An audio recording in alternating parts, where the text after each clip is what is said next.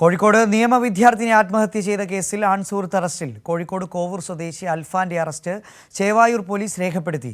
ഇയാൾക്കെതിരെ ആത്മഹത്യാ പ്രേരണാ കുറ്റമാണ് ചുമത്തിയിരുന്നത്. കോഴിക്കോട് ലോ കോളേജിലെ 2ാം വർഷ നിയമ വിദ്യാർത്ഥിനിയായിരുന്ന മൗസ മേറിസിന്റെ ആത്മഹത്യയിലാണ് ആൺസുഹൃത്ത് അറസ്റ്റിലായത്. ആത്മഹത്യയ്ക്ക് പിന്നാലെ കോഴിക്കോട് കോവൂർ സ്വദേശി അൽഫാനെതിരെ ആരോപണം ഉയർന്നിരുന്നു.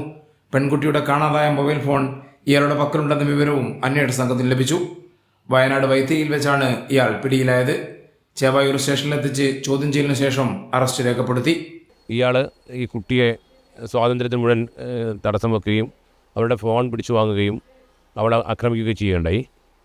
അങ്ങനെ ഒരു പ്രത്യേക മാനസികാവസ്ഥയിൽ ആ കുട്ടി ഇവൻ്റെ ഉപദ്രവം കൊണ്ടൊക്കെ മരണപ്പെടുന്ന ആത്മഹത്യ ചെയ്യുന്നൊരവസ്ഥ ഉണ്ടായി. അപ്പോൾ ഇവൻ്റെ പ്രേരണയാണ് ആത്മഹത്യയ്ക്ക് എന്നുള്ള അന്വേഷണത്തിൽ വെളിവായതിൻ്റെ അടിസ്ഥാനത്തിൽ പ്രതിയെ നമ്മൾ ചോദ്യം ചെയ്തു.